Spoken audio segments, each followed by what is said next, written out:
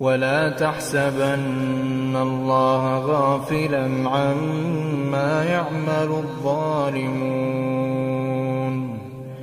إنما يؤخرهم ليوم تشخص فيه الأبصار مهطعين مقنعي رؤوسهم لا يرتد إليهم طرفهم وأفئدتهم هواء وأنذر الناس يوم